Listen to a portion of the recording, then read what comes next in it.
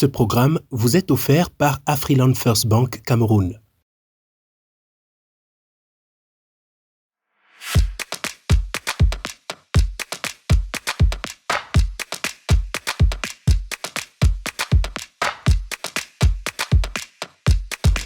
Bonsoir et bienvenue sur Vox Live, votre émission de débat où nous décryptons les enjeux du continent. Ce soir, nous posons une question brûlante. Le Niger se dirige-t-il vers une refondation démocratique ou vers une confiscation du pouvoir militaire ?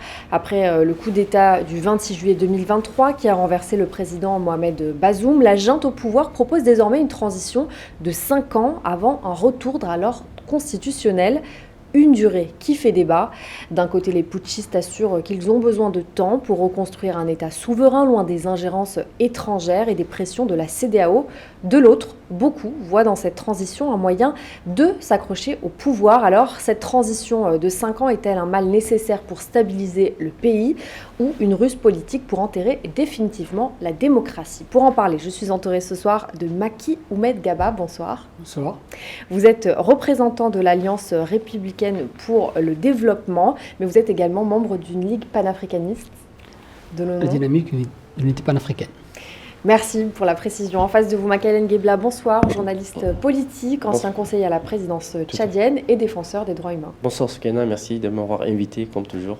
Et enfin, Frédéric Tchoungui, bonsoir, vous êtes analyste politique. Merci d'être avec nous ce soir. Merci de me recevoir. On va revenir sur ces assises nationales qui font l'objet du débat du jour, qui se sont clôturées le 20 février dernier, après 6 jours de travaux. Et les 716 délégués venus de tout le pays ont formulé d'importantes recommandations que le chef de la junte, Abdourahmane Tiani, a promis d'appliquer. Et parmi lesquelles, la grande mesure, c'est justement ces 5 ans, cette transition de 5 ans. Donc c'est une durée qui interpelle. D'abord, Makaïla, quelle lecture vous faites justement ? Justement, nous sommes un peu sidéré ce qu'il y a après une transition qui a duré une année, après la confiscation ou bien la détention qui reste arbitraire de M. Bazoum. La junte au pouvoir, c'est ce qu'il faut dire, en fait, une fois de plus, endormi l'opinion publique africaine et l'opinion publique nigérienne en général, en organisant effectivement des assises, des simulacres d'assises. Et vous savez très bien les rapports avec les militaires sur le continent africain et les militaires qui sont à l'origine de coups d'État en renversant des régimes de pouvoir qui sont certes contestés. Je ne veux pas dire que si les pouvoirs de Bazoum est exempt, mais sauf que effectivement le fait de vouloir faire une transition longue de 5 ans, mais pendant 7 ans, on ne sait pas, déjà en une année, il est imputé aux responsables politiques nigériens et notamment militaires des dérives autocratiques, dont l'espace des libertés civiques et politiques est complètement fermé. Et vous savez très bien, j'ai participé en ligne lors de la publication d'un rapport de la Fédération internationale des droits de l'homme qui intitule « Convergence régionale des répressions généralisées à l'encontre des défenseurs des droits de l'homme ». Donc moi je pense que le fait de vouloir organiser des assises et de prolonger pour 5 ans la tension au Niger, pour moi, ça me sidère et ça m'indigne. Pourquoi ? Parce que je pense qu'en fait, ça n'ouvrira pas les perspectives démocratiques et cette tension est prolongée dans le but, effectivement, de conserver le pouvoir. Et nous ne serons pas surpris que demain, les autorités actuelles du Niger seront elles-mêmes candidates à une élection. Et donc, du coup, effectivement, votre introduction a tout son sens. Est-ce qu'on ne va pas vers un retour, effectivement, à une dictature dans ce pays qu'est le Sahel? Macky, est-ce que c'est un choix stratégique ces 5 ans ou finalement C'est un choix malheureux. Je rejoins ce que disait Makaïla Ngebla. C'est un choix malheureux parce que l'espoir de l'AES, c'était quand même faire autrement que ce qu'il y avait, c'est faire mieux, redonner le pouvoir au peuple aussi bien au Niger, mais aussi au Mali, au Burkina. L'AES était un espoir d'un renouveau, une fin effective de la France-Afrique, des bases militaires françaises en Afrique. C'est tout cet espoir qui tombe à l'eau. Donc en plus, il n'y avait pas que ça, il y a pire. Ils vont encore interdire des partis d'opposition, des partis politiques en général, et redonner la main aux partis d'opposition, aux partis politiques, plus tard seulement. Qui retombent dans leur travers complètement. en termes de gouvernance. Voilà. Donc j'espère qu'ils s'ils se sont mal exprimés, peut-être ils ont autre chose en tête qui va nous donner un peu d'espoir. Mais pour l'instant, c'est vraiment douche froide. L'AES, c'est un espoir. Frédéric Tchoungui, je sens que vous ne partagez pas la même position. Quelle lecture vous faites de votre côté? Il faut comprendre que chaque pays, aussi souverain soit-il, doit prendre les décisions qui sont importantes pour sa population et pour sa souveraineté. Lorsqu'on regarde les assises qui ont donc réuni les 716 civils et militaires, ils donnent au pouvoir 5 ans avant les prochaines hypothétiques échéances électorales. Mais surtout, ce qu'il y a à l'intérieur des différentes résolutions qui ont été prises, c'est la sécurité nationale. Aujourd'hui, il y a eu un échec de la CEDEAO de pouvoir sécuriser les frontières de son espace de manière générale, d'où le coup d'État qu'il y a eu, bon, même si ce n'est pas uniquement la raison, mais c'est l'une des raisons.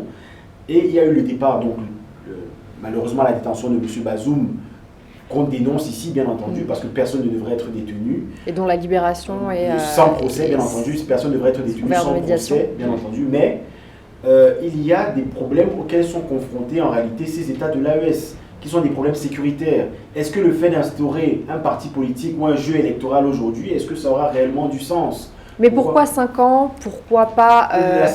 La raison pour laquelle c'est 5 ans, c'est une question d'harmonisation avec les autres pays de l'AES. En réalité, lorsque vous regardez la transition au Burkina Faso, c'est 5 ans. Vous regardez la transition au Mali, c'est aussi 5 ans. Donc en fait, c'est une harmonisation en réalité de l'ensemble des pays de l'AES qui se trouvent dans une situation où, moi personnellement, je suis un amoureux de la démocratie, je pense que c'est important, mais il faut aussi comprendre que ces pays ont des challenges qui sont au-delà de la démocratie. C'est d'abord de sécuriser leur peuple, leurs frontières et leur peuple, ce que n'a pas été capable de faire la CEDEAO. Donc maintenant, ils sont dans cette idéologie-là. On laisse avoir la politique d'un côté et on essaie de sécuriser son espace. Justement, Frédéric est dans une option que moi je respecte son point de vue, mais moi je suis sur une autre ligne à ce Kenya. Pourquoi? Parce que je pense que quand on constate un peu l'évolution de la situation depuis un an, que ce soit au Niger pour le coup d'État, quand on constate également au Mali, bientôt 3 ans où les militaires sont au pouvoir, quand on se constate au Burkina... Oui, ça reflète une tendance de ce qui se passe en Afrique de l'Ouest. Est-ce que ça vient normaliser justement des transitions à rallonge comme ça? Non, pas du tout, ça normalise absolument rien. Vous savez très bien, Imam Dicko, il y a quelques jours, était interdit de venir à Bamako. Pourquoi? Parce qu'il était il était contraint en exil par effectivement la junte au pouvoir, alors qu'il était l'un des admirateurs de ces jeunes au pouvoir, parce qu'il était question de la rupture, parce qu'on a accusé à un moment donné la France d'être à l'Europe, les forces occidentales, de n'avoir pas été à la hauteur de contenir la menace terroriste. Aujourd'hui, les militaires qui ont été salués à leur arrivée à Bamako font pire, parce qu'en fait, ils ont complètement fermer l'espace des libertés civiques et politiques à des manifestants pacifiques, à de l'opposition extérieure. C'est la même chose que nous observons au Niger où, à l'heure où nous parlons, effectivement, un grand défenseur des droits de l'homme est détenu bientôt pratiquement 3 mois. On n'en parle pas. C'est le patron de l'espace de Tchangari, Moussa Tchangari, qui est le patron de l'espace alternatif citoyen, qui est absolument, en fait, reproché à un truc parce qu'il voulait tout simplement organiser des manifestations qui sont complètement interdites. Et cela est valable également pour le Burkina Faso. Et dans ces cas de figure, je pense qu'on s'éloigne de plus en plus effectivement de la volonté populaire et donc de la démocratie que vous avez effectivement évoquée. Donc nous pensons que pour le cas du espace du Niger, cela va avoir des conséquences immédiates sur l'espace de l'AES, l'Alliance des États du Sahel, qui eux-mêmes, ces régimes que les gens qualifient effectivement considèrent de la gêne, hein, mais que ces gens-là ne sont pas venus dans l'esprit d'une rupture, effectivement, et dans la lutte contre le terrorisme, mais également dans l'esprit de conserver le pouvoir au détriment de la population. Et ces populations sont aujourd'hui dans un espace verrouillé, ils ne peuvent pas circuler en toute liberté, ils ne peuvent pas organiser des élections libres, des manifestations pacifiques. Et dans ces cas de figure, moi je pense qu'il y a une vraie inquiétude au regard de ces des conclusions issues de ces assises, moi je pense que le peuple nigérien serait obligé encore une fois de plus de reprendre son destin en main dans le but effectivement d'organiser des manifestations pour revendiquer plus de démocratie au Niger. Maki. Oui, je vais insister sur ce que tout à l'heure je disais. Il y a une recherche de modèles dans cette région d'Afrique, pas seulement dans cette région, mais dans l'Afrique en général. Et la CEDEAO n'a pas réalisé tous les espoirs qu'on avait mis sur elle depuis qu'elle existe. La recherche de modèles fait partie de l'ADN de l'AES. L'AES représente cet espoir de trouver une autre façon de fonctionner pour un groupe de pays africains en s'alliant, en créant ensemble une défense justement par rapport aux rebelles. Et les trois pays, pour revenir un peu sur la géographie de ces trois pays-là, leurs frontières communes, les trois pays, Niger, Mali et Burkina, c'est exactement au centre de ces trois pays, aux trois frontières, que se trouvent les mouvements armés qui veulent combattre ensemble. Donc cette géographie commune pour mieux encercler ces mouvements armés dits terroristes, c'était un très bon plan. C'est un très bon plan pour pouvoir prendre un peu contenir l'ensemble ces mouvements-là. La menace terroriste. Mais il n'y a pas que ça, il y a aussi l'espoir politique, ce que cela représente. Et l'espoir démocratique aussi. Et vu comme ça, en tout cas dans l'immédiat, c'est tout le contraire. Frédéric, après Makaïla, on vous laissera répondre. Moi j'ai l'impression qu'on a une lecture occidentale des choses. C'est peut-être ça qui nous bloque, dans le sens où la démocratie chez nous, moi, en tout cas de mon prisme, j'ai l'impression qu'elle ne peut pas s'appliquer comme ici. Effectivement, là où je vous rejoins, c'est qu'on ne peut pas museler les personnes ou les activistes qui souhaiteraient s'exprimer. Pour ça, on est d'accord avec ça. Maintenant, moi, je parle d'un point de vue du développement. Aujourd'hui, ces États sont confrontés à des problématiques qui n'ont pas pu être réglées par les anciennes organisations qui étaient en charge d'elles. C'est-à-dire la CEDEAO n'a pas été capable de régler la question terroriste. La CEDEAO n'a pas été capable de traiter de la question de l'intégration régionale. La CEDEAO n'a pas été capable de traiter la pauvreté qui sévit dans ces États. Donc maintenant, on a un ensemble on a des pays de l'AES maintenant qui se sont formés, qui commencent à petit développer leurs propres attributs. On parle du passeport, on parle aussi du drapeau. Ce sont des symboles. Et peut-être, c'est pour ça que moi je pense qu'il faut plus donner une chance à ce type de régime qui se base sur des transitions de 5 ans pour leur donner la possibilité de mettre en place ce qu'ils souhaitent faire. Parce qu'il faut être clair, si jamais vous êtes dans une logique de transition politique très rapide, c'est-à-dire qu'aujourd'hui par exemple, ce qui accouchait de la discussion nationale qu'il y a eu, la concertation nationale, c'est qu'on va mettre en place des élections dans 1 an.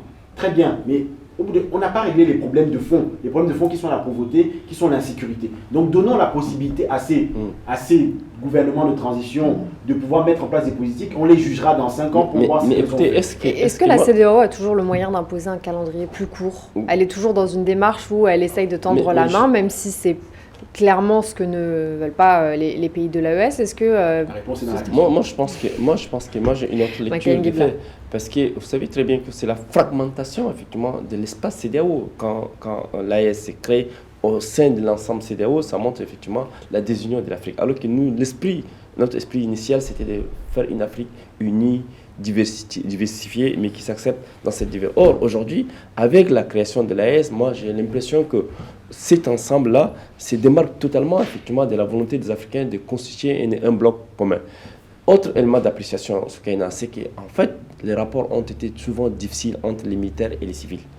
Et ces militaires, que ce soit à Bamako, à Ouaga et à Niamey, ont notre souci, une autre revendication, celle de pouvoir garder le pouvoir aussi longtemps.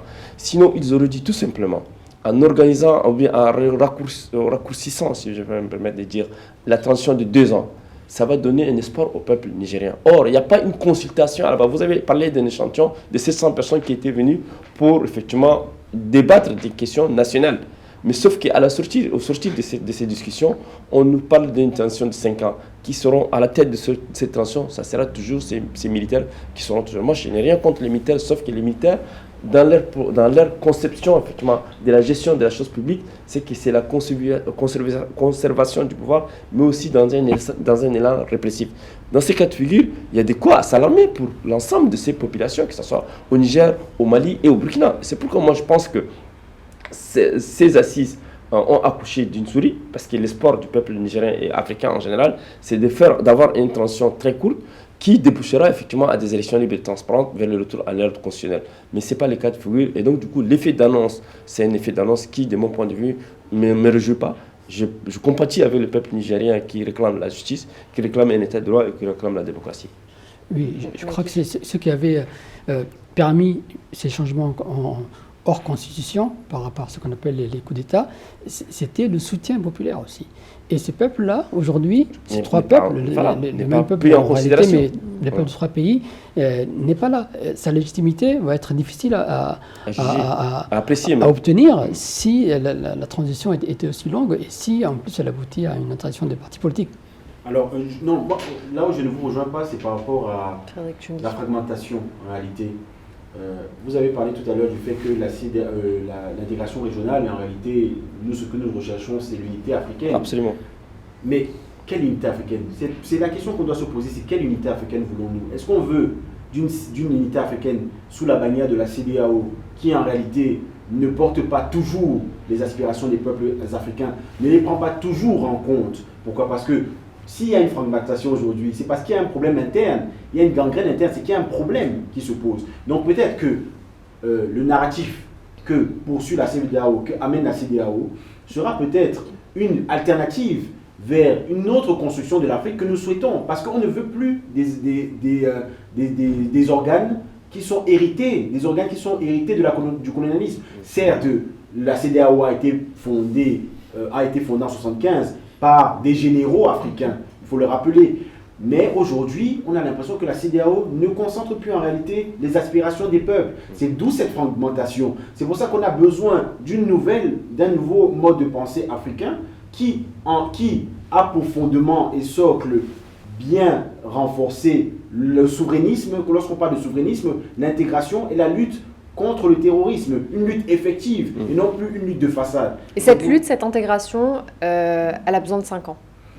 Elle a besoin d'un certain temps, ça c'est sûr, parce qu'on a besoin d'apprécier les fruits de cela. Pour revenir, je viens dans votre sens lorsque je dis qu'effectivement, il ne faut pas museler les forces en présence. Maintenant, il faut donner la possibilité aussi à l'AES, à ces pays-là, de pouvoir implémenter. Et je pense que d'ici 1 an, 2 ans, 3 ans, on commencerait déjà à poser des jugements et à se dire, peut-être qu'on a fantasmé sur quelque chose qui n'est réellement pas ce qu'on souhaitait, mais aussi peut-être dans 2-3 ans, on peut se dire, effectivement, cette transition de 5 ans, elle porte des fruits et on le veut pour l'ensemble de l'Afrique. Moi, je pense que si les militaires, que ce soit au Mali, au Niger, au Burkina, tirent la légitimité populaire du fait de la mobilisation populaire contre effectivement la présence française aujourd'hui, le fait qu'ils gardent le pouvoir et qu'ils n'ouvrent pas l'espace civique et politique à ces citoyens qui, eux, réclament à corps et à cri la démocratie, venir dire à ces gens-là que nous allons faire une transition de 5 ans sans les consultants objectivement, ça pose problème. C'est pourquoi, et même quand on constate effectivement avec un climat, avec un peu du recul, le climat ambiant dans ces pays, que ce soit au Burkina où des avocats sont arrêtés, que ce soit au Niger où des militants associatifs sont arrêtés, que ce soit au Mali où des voix religieuses comme M. Imam Dicko a été empêché de venir à Bamako, moi je m'interroge effectivement sur la volonté réelle de ces jeunes au pouvoir au Mali, à Niamey et à Ouaga. Donc moi je pense qu'effectivement les rapports, autant nous dénonçons effectivement la confiscation du pouvoir par les militaires, autant nous exigeons de l'ouverture démocratique pour les civils. Sans cela, moi je m'indigne et je pense que je vais faire un plaidoyer à un niveau plus élevé pour qu'effectivement cette situation ne puisse pas bloquer la démocratie, l'alternance, la justice sociale et l'état de droit au Niger. Je rebondis, quelle place justement pour l'opposition et pour la société civile dans cette transition, comme vient de l'évoquer Makaïla? C'est ça, c'est l'opposition et la société civile est perdante. En réalité, c'est toute la société nigérienne, également de l'AES, qui doit participer à cette évolution de la situation institutionnelle, puisque ce qui s'est passé dans ces 3 pays, c'est extraordinairement nouveau. Donc, la participation de la population nigérienne est indispensable pour avancer comme il faut et sur un temps le plus court possible. L'autre aspect intéressant, peut-être que c'est à ça que vous pensez, l'AES est créée contre des forces extérieures. Donc il n'est pas impossible que parmi ces forces extérieures, ça peut être la CEDEAO, mais ça peut aussi être une France-Afrique qui se cache derrière des personnalités. Ça peut être une Union africaine qui se cache aussi derrière d'autres organisations. Il est possible que toutes ces forces occultes exercent une pression extraordinaire politique sur le Niger, sur l'AES en général, et que la moindre ouverture risque d'être utilisée contre eux. Cela est possible, mais cela relève sûrement du secret, nous n'avons pas d'informations, mais il y a un risque que, effectivement, l'AES ait à se battre au quotidien contre ces forces étrangères. Moi, je souhaite quand même interroger, parce que nous sommes tous issus ici du continent africain, et on parle de démocratie, mais on se rend compte que nos pays qui ont épousé la démocratie, une certaine forme de démocratie, même si elle n'est pas appliquée comme à la lettre, comme ici, en Europe, n'ont pas forcément apporté le développement, n'ont pas forcément apporté l'ensemble des composantes qui va faire en sorte que ces espaces se développent, n'a pas apporté la justice pour autant, n'a pas apporté la sécurité, n'a pas apporté la paix pour autant. Donc, se dire qu'il faut forcément un espace démocratique dans un pays, en tout cas les nôtres, pour le développer, pour qu'il y ait... parce que la question centrale aujourd'hui... C'est aussi une autre question. Quel est le visage de la démocratie en Afrique? Le visage... Celle à laquelle... Oui, effectivement, est-ce que la démocratie doit être appliquée comme ici, à la lettre? Je ne pense pas. Pourquoi? Parce qu'on est totalement différents au niveau de notre composition, notre manière de penser. Notre pouvoir ne s'établit pas dans l'universalisme en tant que tel en Afrique. Et vous regardez, il y a des pays qui étaient sous dictature. Je prends le cas de la Libye avant sa destruction, qui était un modèle d'intégration de ces populations. On parle de l'université gratuite, on parle de différentes choses, d'un service de santé optimal. Donc en fait, c'est pour ça que moi, je ne suis pas à cheval sur ces questions, dire qu'il faut une démocratie pour qu'un État de droit, un État se développe. Non, il faut des dirigeants visionnaires qui pensent réellement à leur peuple. Maintenant, nous arrivons à l'AES. Pour parler de l'AES, il y a des choses qui sont mises en place dans les divers pays de l'AES. On parle du Burkina Faso, du fait qu'ils aient remboursé l'ensemble de leurs dettes. On parle aussi du Burkina Faso qu'ils ont mis en place des usines de tomates. Donc en fait, il y a des choses qui sont faites qui vont peut-être développer le pays. C'est pour ça que moi, je suis plutôt dans une posture où je me dis qu'il faut au moins leur laisser le bénéfice du doute, il faut au moins les laisser travailler pour qu'on puisse peut-être voir des fruits. Personne ne les empêche de travailler, sauf que pour parler de la démocratie, et sur le continent africain, on peut citer des exemples. On peut citer l'Éthiopie, on peut citer le Sénégal, où des élections libres et transparentes ont eu lieu avec un modèle standard international. Nous, c'est que nous exigeons de l'AES, ou bien des États de l'AES, qui sont à l'origine effectivement de cette rupture avec le camp occidental, qu'ils ont reproché des complaisances avec les terroristes. C'est ça en fait. On est parti de ces constats-là. Le constat, c'est l'inactivité, la passivité effectivement de l'Occident et de l'Europe et des forces occidentales de ne pouvoir pas éradiquer de manière ferme le groupe terroriste, que ce soit au Niger, que ce soit au Mali et au Burkina, qui ont amené effectivement l'éveil de conscience citoyenne et populaire, amenant à rejeter d'abord le camp occidental, à renverser des régimes qui sont supposés être des suppôts du camp occidental. Et maintenant, quand vous prenez le pouvoir, il faut effectivement le rendre au peuple. C'est-à-dire après avoir sécurisé l'ensemble du territoire. Or, les défis sécuritaires restent quand même prégnants dans ces pays-là. Maintenant qu'on organise des assises pour effectivement prolonger pendant 5 ans une transition assez longue, interpelle l'ensemble des observateurs que nous sommes. C'est pourquoi nous pensons que pour des raisons de confiance avec le peuple nigérien, le peuple malien et le peuple burkinabé, le militaire aurait dû raccourcir une transition de 3 ans, largement suffisante, qui peut leur permettre effectivement d'organiser, d'inclure d'abord les acteurs associatifs, d'inclure l'opposition démocratique et d'élargir de plus en plus l'espace civique. Parce que moi, je viens de l'environnement, effectivement, droit de l'homme, pour avoir été aussi conseiller aux droits de l'homme, chef de l'État au Tchad. C'est que moi, ce que je constatais, et là, c'est une expérience personnelle que je partage avec les gens, c'est qu'il y a des rapports difficiles avec les militaires quand ils sont au pouvoir. Les militaires, vous savez très bien, ce n'est pas des gens qui sont capables effectivement de transcender certaines considérations. Alors l'existence démocratique fait en sorte que les militaires associatifs, les démocrates, l'opposition souhaitent un espace où ils peuvent s'exprimer. Et dans ces cas de figure, les militaires verrouillent cet espace à ces gens qui sont des voix d'opposition, des voix discordantes. Et ce qu'on a le mérite de dire quelle place pour l'opposition et la société civile dans un tel espace de plus en plus fermé. C'est ça ce qui nous interpelle. Et c'est ce qui nous amène effectivement à demander à ces auteurs ou bien à ces responsables de ces pouvoirs militaires de reconsidérer un peu une approche en faveur de plus de démocratie et d'ouverture dans l'espace civique et politique. Là, on se projette sur les 5 ans à venir, mais on pourrait peut-être aussi s'intéresser à la prise du pouvoir depuis 2023 et essayer de comprendre justement quels signaux il permettrait de montrer que le Niger il se dirige soit vers une refondation justement de sa gouvernance et pas vers une militarisation du pouvoir. Quels sont les signaux pour l'instant, Macky ? L'évolution vers une refondation du pouvoir, le terme n'est pas celui attendu. Parce que dans refondation, il n'y a pas de limite. Si on avait parlé de transition, on aurait un peu touché la limite et on aurait dit, par exemple, 5 ans au maximum. Et parler de transition, non pas de refondation, ça aurait été plus intéressant. Refondation, c'est un terme qui laisse entendre que aussi longtemps que nous n'avons pas refondu tel que nous le pensons, eh ben, nous restons au pouvoir et peut-être renouvelable aussi après les 5 ans. Aujourd'hui, aucun signal ne permet de nous dire que justement le général Abdourahmane Tiani ne va pas s'accrocher au pouvoir au-delà des 5 ans. Il va s'accrocher. Tout laisse croire qu'il va s'accrocher puisque c'est ce qui s'est passé dans les pays. La transition, qu'il n'appelle même pas transition, qu'il appelle refondation, c'est une sorte de préparation de terrain pour sa personne, on dirait.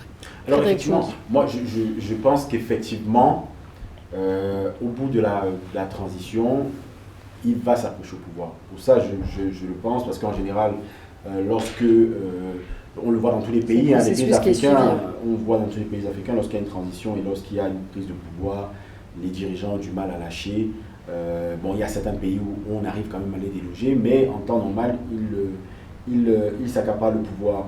Mais aujourd'hui, la question centrale, c'est effectivement, politiquement, comment ils vont mener leur pouvoir et est-ce qu'il y aurait une transition après, une réelle transition après, ça c'est la question. Mais on doit se poser la question surtout de savoir, est-ce que les Nigérians vivront mieux au début de la transition, à la fin de la transition, qu'au début? C'est ça le plus important en réalité. Et l'ensemble des pays de l'AES sont concernés par cela. Parce que nous avons des démocraties chez nous. On a des démocraties dans certains pays d'Afrique centrale. Et ce n'est pas pour autant qu'on a un système d'opposition, on a un droit constitutionnel, on a tout ce que vous voulez, on a une constitution, mais ce n'est pas pour autant que les gens vivent mieux après cela. Donc en fait, ce qu'il faut faire, ce qu'il faut plutôt regarder en tant qu'observateur, effectivement, il y a dans tout régime, il y a des mauvais côtés. Dans tout régime, il ne faut pas les occulter, bien entendu. Mais le plus important, c'est que cette région de l'AES, parce que les 3 pays en réalité ont totalement lié leur destin, on le voit avec les différents attributs qu'ils sont en train de développer. Le drapeau, le passeport. Voilà, exactement. Donc, c'est la question qu'on va se poser à la fin de cette transition, peut-être à 2030, ou peut-être même avant, parce que maintenant les choses vont très vite, 2027-2028, de savoir est-ce que ces peuples vivent mieux qu'avant. C'est la question qu'on doit se poser. On ne doit pas se poser de vouloir instaurer une démocratie à outrance, juste parce qu'on veut la démocratie et parce que ça fait beau sur le papier. On n'a pas besoin de ça. On a besoin de leaders conscients en Afrique qui veulent le développement de l'Afrique, le développement de leurs espaces, peu importe, je ne dirais pas la manière, bien entendu, parce qu'il ne faut pas faire tout et n'importe quoi, mais c'est le but recherché. Alors, moi je pense que Soukaina a évoqué 2 choses très importantes, et extrêmement, la refondation et la militarisation. Moi je pense que le souhait, les éléments de langage ici sont importants. La refondation est employée dans des transitions militaires, dans l'espoir d'endormir un peu la population souvent. Et donc on vous endort pendant une année, qu'on va refonder totalement donc la réforme profonde de ces institutions, mais à vrai dire, c'est ce qu'on appelle l'arbre qui cache la forêt. Donc c'est une intention beaucoup plutôt silencieuse de pouvoir garder de pouvoir régner aussi longtemps que possible. Maintenant, la militarisation est un fait. C'est un fait, pourquoi? Parce que je pense que c'est ce qui se passe au Niger. Si ce n'était pas la militarisation, on n'aurait pas arrêté des défenseurs des droits de l'homme, on n'aurait pas privé de liberté certains opposants politiques, on ne pourrait pas effectivement empêcher que le peuple ou bien la société civile ait un droit de regard sur la cherté des vies, des produits de première nécessité pour ces populations. Donc il fallait commencer dans un premier temps pour rassurer la population comment dirais-je, réduire les prix des denrées de première nécessité, qui est un signal important. Mais là, parce qu'en fait, c'est grâce à ces militarisations-là qui fait que les gens ont fait régner une chape de plomb sur le pays. Ces chapes de plomb terrorisent la population qui n'arrive pas à s'exprimer, à manifester. Quand vous voyez les groupes WhatsApp de certains amis nigériens, parce que le peuple nigérien... J'ai une question pour vous. Non, laisse-moi, parce qu'en fait, c'est elle qui va poser la question. Moi, je vais vous Alors, poser une question. le peuple, quand vous voyez les groupes WhatsApp des Nigériens qui n'arrivent pas à l'exprimer dans la rue, à Niamey, ou bien à Agadez, c'est parce qu'en fait, effectivement, cette militarisation empêche l'expression populaire. Et moi, je ne m'inscris pas dans une logique où un pouvoir réprime sa population dans l'intention de les pérenniser aussi longtemps possible. Non. Moi, j'ai une question. Frédéric Tchungui. Vous faites un focus sur la militarisation du pouvoir. Ah ben oui, c'est un fait. Nous avons des militaires qui ont mené la démocratie ensuite, et qui ont mené un mieux vivre dans leur population. Je prends le cas de J.R. Rowling au Ghana. C'est le père fondateur du Ghana qui a ensuite amené vers une démocratie. Donc, le fait de pointer du doigt en disant que c'est une militarisation à outrance qui ne peut déboucher, qui ne peut accoucher en réalité que d'une tristesse. D'un faible espoir. D'une tristesse, parce que c'est dans le sens. Je ne reprends pas vos mots, mais je les qualifie d'une tristesse. Je pense que c'est faire rapidement, c'est-à-dire une analyse rapide des choses. Il faut regarder, parfois, dans beaucoup de pays d'Afrique, les systèmes militaires ont parfois accouché mieux que des politiciens qui sont corrompus et véreux. Pourquoi? Parce que les politiciens, en réalité, dépendent parfois des puissances extérieures. Tandis que les militaires, eux, ils ont leurs propres attirails et sont capables de mener des guerres eux-mêmes. Je voudrais vous faire réagir quand même à une des recommandations justement lors de ces assises. C'est le fait justement que les personnes qui aient participé au coup d'État de Mohamed Bazoum, le fait qu'elles soient amnistiées, éligibles aux futures élections. Qu'est-ce que ça traduit cette recommandation? Mais justement, ça traduit la culture de l'impunité dans ces pays-là. Parce qu'en fait, quand vous commettez des actes, et que vous êtes blanchi au cours de ces assises, ça veut dire quoi? Ça veut dire qu'on vous prépare à être éligible à une élection présidentielle. Donc du coup, ça tout présage, tout prédit que ces gens viennent avec l'intention effectivement de continuer, de poursuivre leur gestion publique, même si celle-ci est opaque. Et donc moi je pense que, vous l'avez dit, l'amnistie en général absout effectivement des crimes des délits les plus imprescriptibles. Donc ça peut être des délits économiques, ça peut être des crimes des crimes relevant des atteintes massives des droits de l'homme. Et donc tout ça prépare effectivement à la présentation d'un éventuel candidat à une élection potentielle. C'est dans ces cas de figure que nous pensons que ces assises qui ont été organisées par la junte au pouvoir au Niger interpelle l'ensemble des observateurs, que ce soit africains ou bien nigériens, et à prendre un peu du recul, parce que nous pensons que la volonté du peuple nigérien à aspirer à une démocratie, à l'inclusivité, et puis même au développement, c'est loin effectivement de cet espoir. Donc c'est pourquoi je dis, loin de moi de penser à une tristesse, mais mon observation est pertinente étant donné qu'elle permet, cette observation permet effectivement aux uns et aux autres de prendre du recul et de faire en sorte que si ça peut, nos analyses ici sur ces plateaux, permettre à fait que la gente au pouvoir réconsidère son approche et lui permettre d'inclure plus les Nigériens et de raccourcir ces tensions pour que les Nigériens puissent aspirer à une démocratie réelle et effective. On va poursuivre dans la deuxième partie d'émission justement sur les conséquences de cette transition de 5 ans sur le Niger mais également sur l'Afrique et la sous-région. On revient dans un instant, on prend une courte pause sur Vox Live. Le débat se poursuit, merci d'être avec nous sur Vox Live. On parlait à l'instant des régimes militaires qui ont fonctionné, enfin, on parlait du cas du Ghana. Maki, je me tourne vers vous, est-ce que le panafricanisme politique, il peut émerger, se structurer via des régimes militaires? Oui, c'est antinomique finalement. Le panafricanisme tel qu'il existe aujourd'hui, il est un peu divisé puisque aussi bien les régimes au pouvoir que les oppositions le revendiquent également le revendiquent les sociétés civiles, qu'elles soient diaspora à l'étranger ou qu'elles soient locales en Afrique. Tout le monde se veut un peu panafricaniste, d'où la difficulté à définir quel est le bon panafricanisme. Cependant, ils sont utiles. Les africanistes, dans leur globalité, apportent un regard extérieur au fonctionnement de la politique au quotidien et ils constituent le lieu adéquat pour poser calmement les choses, puisqu'il n'y a pas d'enjeu directement les concernant. Ils ne préparent pas des élections pour plus tard, les panafricanistes sont normalement. C'est pourquoi les panafricanistes sont les mieux placés pour avoir une parole forte. Alors, alors moi, je pense que le panafricanisme, en réalité, ne peut pas se traduire autrement que par les forces militaires. Pourquoi? Parce que, en réalité, nos dirigeants, et on se base sur l'historique, les dirigeants africains, pour la plupart, en tout cas pour la grande majorité, ne servent pas les intérêts des peuples africains. Ça veut dire que parfois, ils reçoivent ou ils sont adoubés par les puissances occidentales qui, en réalité, vont leur donner leurs agendas et leurs directives qui rentreront totalement en contradiction. La raison pour laquelle, c'est parce qu'ils dépendent d'eux.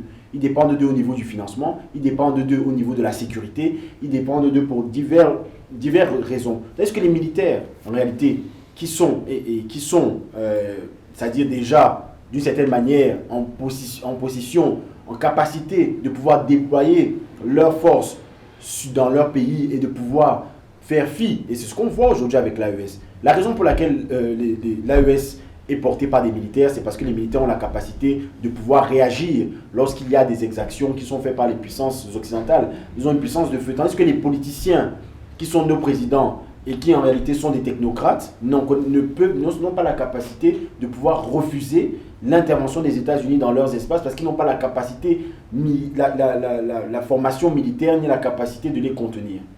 Mais je rebondis parce qu'on parlait tout à l'heure de nouveau de la société civile. Faire fi des puissances étrangères, oui, mais du coup, à quel prix vis-à-vis des populations locales qui n'ont pas leur mot à dire, par exemple, sur des élections comme celle-ci?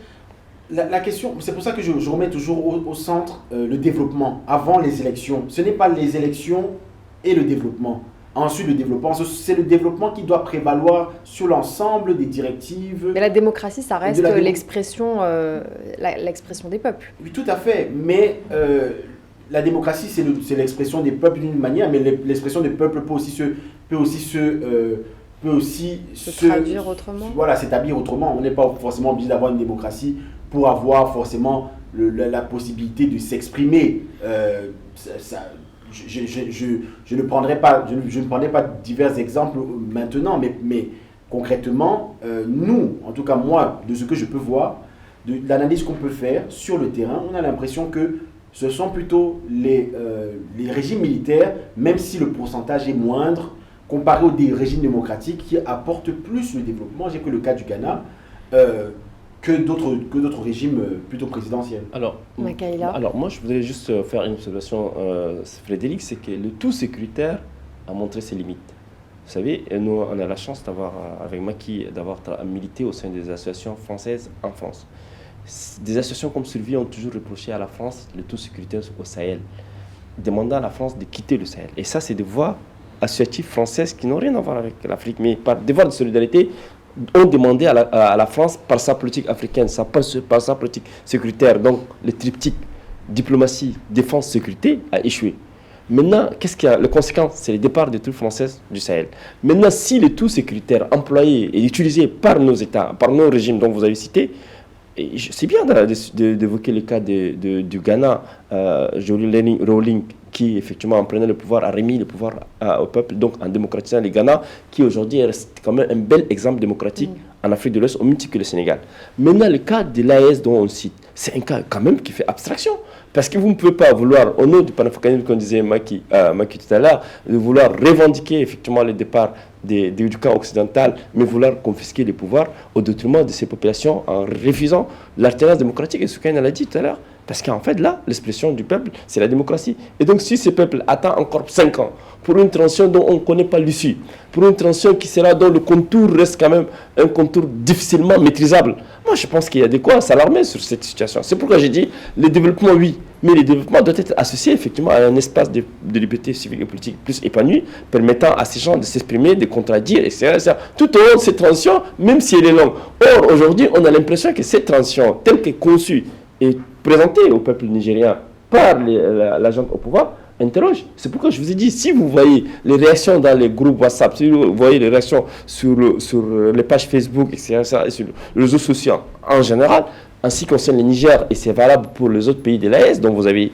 cité tout à l'heure, il y a de quoi à s'alarmer que l'espace civique et politique pourrait être rouvert au profit de la population, au profit des forces démocratiques et des forces progressistes. C'est ça, en fait, ce qui m'amène à réfléchir.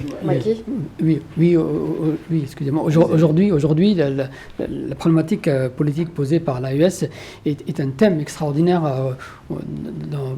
chez les panafricanistes, mais aussi dans toute l'Afrique. C'est un nouveau modèle expérimental qui est mis en place et dont on attend tellement de choses. Alors, il a une responsabilité de ne pas décevoir et militariser à outrance ou ne pas démocratiser à outrance ou aller sur une transition infinie, plus de 5 ans, qui pourrait être renouvelée. Certaines même. C'est une chute, c'est un abandon de la promesse, c'est une crainte de perdre l'espoir qu'on avait. Alors, il y a un contexte. En fait, on ne peut pas simplement se baser sur ce qui est en train de se passer en occultant le passé. La question historique, c'est-à-dire que le Niger, le Mali et le Burkina Faso sont dans des situations compliquées. Je vais transposer avec ce qui se fait ici en France lors du temps du général de Gaulle. Le général de Gaulle prend le pouvoir, pourquoi? Parce que la France est en perte de leadership et la France fait face à des problèmes économiques, sociaux, politiques qui sont d'envergure. Et ensuite, maintenant, il y a cette nouvelle constitution qui est rédigée, celle de 1945, qui le porte au pouvoir. Et après, il y a des élections qui sont derrière. Donc, ce que je veux dire par là, quand je veux faire la transposition au cas de ces 3 pays de l'AES, et beaucoup de pays d'Afrique sont concernés en réalité par cette situation, c'est que, historiquement, il y a eu des problèmes au niveau de ces 3 pays. Les politiciens n'ont pas été capables de les régler. Il faut le dire aussi, attention, ce n'est pas monsieur Mohamed Bazoum, qui est aujourd'hui incarcéré, bien sûr nous dénonçons cette incarcération, n'a pas été capable de régler les problèmes de son pays. Donc aujourd'hui, il y a une junte militaire qui peut-être est venue de manière un peu sport pour reprendre les choses, pour reprendre le leadership dans son espace, mais force est de constater que la situation n'était pas mieux avant. Donc nous avons besoin peut-être aujourd'hui non pas seulement de démocratie et de jeu politique, d'alternance politique, on a besoin d'un pouvoir établi fort, centralisé, qui, nous l'espérons, va respecter les 5 ans et peut-être remettre les 3 pays dans les rails et non pas seulement attendre un jeu démocratique qui en réalité n'a pas porté ses fruits depuis. Mais ma crainte, c'est que pendant les 5 ans, les 5 ans ouvrent toutes les dérives. C'est une crainte. Mais justement, je dis c'est une crainte et justifiée. En fait, pourquoi? Parce qu'en fait, pendant les 5 ans, on peut assister à ce qu'on appelle la prédation des ressources, la gabegie des ressources du Niger. On peut assister effectivement à des transactions financières. Mais on peut assister à une opacité effectivement d'une gestion politique opaque, dans l'exclusion généralisée effectivement de la population nigérienne elle-même. Et donc face à cette situation, il y a de quoi à s'alarmer pour dire on aurait dû, tout simplement, là ils ont consommé 1 an, ils auraient dû dire écoutez, nous allons faire au bout de 2 ans des élections libres pour le retour à l'Europe. Qu'est-ce que c'est 5 ans justement? Qu'est-ce que cette transition elle renvoie pour les voisins africains? Alors on voit une transition qui ne finit pas. Il y a une crainte. Ça, j'entends l'espoir que fonde Frédéric, que 5 ans, c'est un temps pour travailler des choses en profondeur, mais ce n'est pas forcément le point de vue de la population. 5 ans, dans l'esprit général, je pense que c'est beaucoup. Ça ressemble à une confiscation du pouvoir sur une longue période. Et en plus, pour pouvoir renouveler encore ces transitions éventuellement. Par rapport à ce qui se dit, vous dites que effectivement 5 ans c'est long. Mais si dans les 5 ans, il y a des fruits sont palpables, c'est-à-dire que la population vit mieux qu'avant, vous verrez qu'ils embrasseront totalement cela, et que dans 5 ans, on aura un tout autre discours. C'est-à-dire que vous qui êtes sur ce plateau, vous aurez aussi un tout autre discours parce que vous vous direz, ah effectivement, on voit que le cas du Mali, du Niger, du Burkina, ça a marché.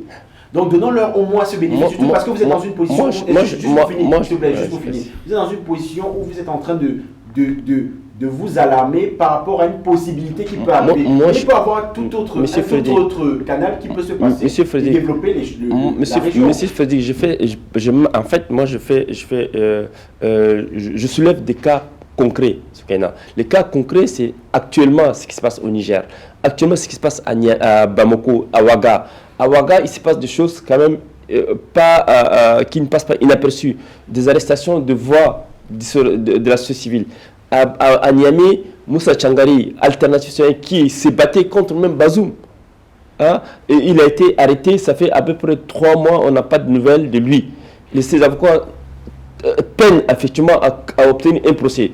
À Bamako, la même situation s'est passée. Pourquoi je dis des signaux qui nous parviennent de ces villes-là sont des signaux qui ne donnent pas l'espoir d'une ouverture démocratique. C'est pourquoi nous pensons que si ces dirigeants de la junte au pouvoir à Bamako, à Ouaga et à Niamey ont fait effectivement d'efforts visant à démocratiser l'espace civique et politique, à ne pas réprimer la population, à ne pas interdire des manifestations à ces populations, cela fondera notre espoir de voir que la tension dans 5 ans sera plus améliorée avec des conditions démocratiques quand même éloquentes. Mais or, déjà en un an, on constate effectivement des faits, des dérives les plus autocratiques à l'encontre de la société civile, à l'encontre des voies démocratiques. Et donc ça m'amène moi personnellement à m'interroger si en 5 ans, que va-t-il se passer? Est-ce qu'il y aura des manifestations à Niamey? Est-ce que l'opposition pourra s'exprimer? Est-ce que la marge ne pourra pas être de plus en plus réduite? C'est ça en fait mon inquiétude. Et donc nous pensons qu'ils auraient dû tout simplement, pendant cette transition d'une année, faire preuve effectivement de bonne foi. Bonne foi, ça veut dire quoi? Ça veut dire qu'ils auraient dû quand même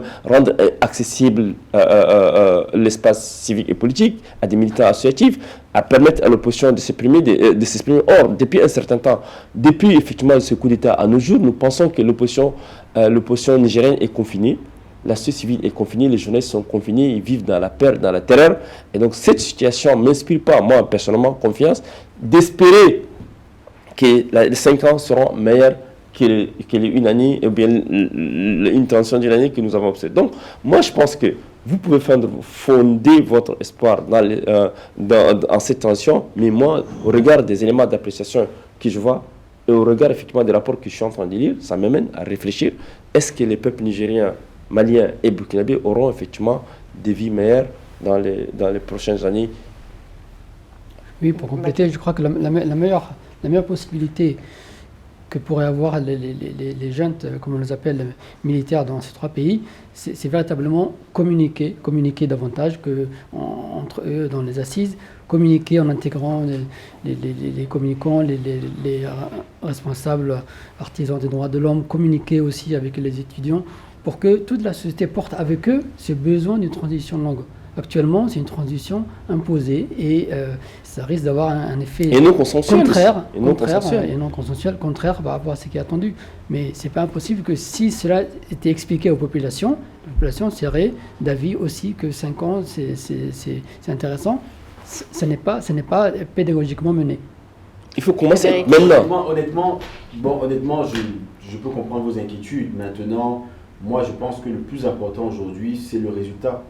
Nous avons besoin de résultats et moi je le dis ici, si jamais dans 5 ans nous avons la possibilité de revenir et qu'on se rend compte que l'espace, et déjà il y a des actes qui sont menés dans ce sens-là, il y a beaucoup de choses qui sont faites déjà dans l'AES pour pouvoir permettre un commerce qui va bénéficier à ces populations-là. Il y a des choses qui sont mises en place. Mais d'où la question de tout à l'heure, depuis la prise du pouvoir de 2023, est-ce que pour l'instant le bilan est satisfaisant et quelle tendance il peut donner pour les 5 ans à venir? Alors, ce que nous reprochons, M. Frédéric et M. Maki, ce que nous reprochons aux États d'Afrique centrale qui n'organisent pas des élections libres et transparentes pendant des années, 2-3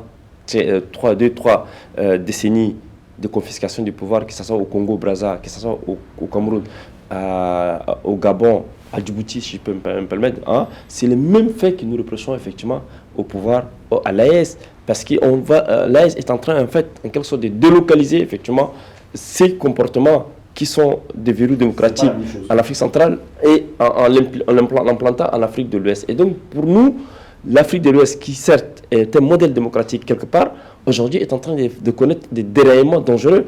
Et ces déraillements dangereux, nous ne pouvons pas les pousser et l'encourager. C'est pourquoi on va du constat d'un vide sécuritaire et d'une menace sécuritaire, mais à une confiscation du pouvoir au détriment des populations qui revendiquent de la démocratie. Frédéric Tchoungui. Vous ne pouvez pas comparer le pouvoir qui est en Afrique centrale avec l'AES. Ce ne sont pas du tout les mêmes attributs, ce ne sont pas toujours du tout les mêmes fondements. Le pouvoir qui est détenu en Afrique centrale, c'est un pouvoir qui est d'une certaine manière inféodé à l'establishment occidental.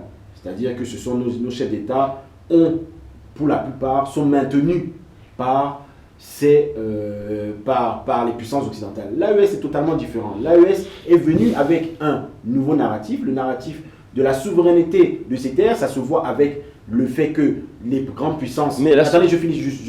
Les grandes puissances occidentales qui avaient leurs firmes... Personne ne défend les grandes puissances. On va laisser Frédéric finir. Je finis comme ça. On arrive bientôt au terme de l'émission. Oui, vous allez comprendre mon raisonnement. Les grandes entreprises occidentales qui étaient implantées dans ces différents pays pour exploiter l'uranium, le pétrole, peu importe, sont partis. Donc déjà, c'est totalement différent, on ne peut pas comparer les deux. Et donc juste pour terminer en quelques lignes, nous ne pouvons pas nous dire aujourd'hui que le pouvoir qui est porté à l'AES, c'est un pouvoir qui est le même que l'Afrique. On ne porterait pas les espoirs de la jeunesse en lui. Pas du tout, ce ne serait qu'une pâle transposition de ce qui se fait chez nous en Afrique centrale et on en est loin. Moi je ne m'oppose pas à la volonté souverainiste de nos États. Je ne m'oppose absolument pas à cette volonté souverainiste. La souveraineté, elle a été toujours réclamée par les voies panafricaines. Sauf que dans ces cas d'espèce, c'est que vous venez pour renverser un pouvoir certes délégitimé, celui de Bazoum, que ce soit celui de Bamako, mais sauf que vous rétrécissez davantage l'espace civique et politique au détriment des voix populaires auxquelles vous tirez votre légitimité. C'est ça la différence entre... Quand on a évoqué le cas de l'Afrique centrale, je l'ai dit, c'est un verrou démocratique qui ne peut pas être transposable au cas d'espèce de l'AES.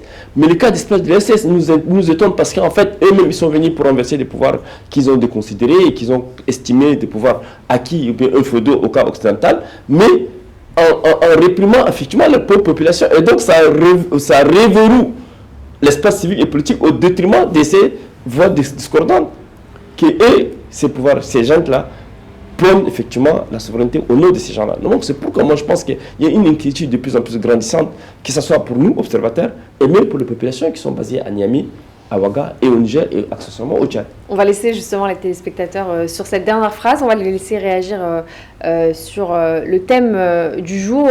Niger, une transition de 5 ans légitime ou ruse politique. On vous laisse réagir sur les réseaux sociaux. Merci Makaïla, merci Frédéric, merci Maki d'avoir été parmi nous ce soir. Et on se dit à très vite pour un prochain numéro de Vox Live.